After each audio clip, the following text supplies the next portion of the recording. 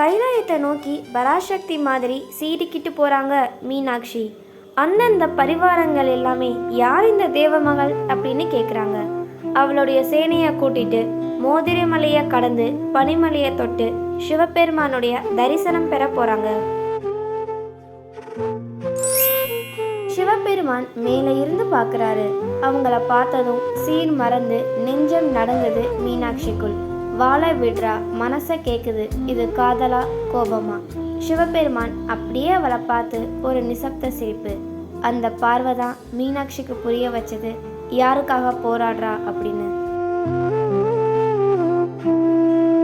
அவனோட பார்வை, அவளோட பயம், இரண்டும் கலந்ததும் காதல் பிறகுது. வீரம் தாங்கிய காதல், சண்டையை பார்த்துக்கிட்டே உருவான சமாதானம். மதுரைக்கு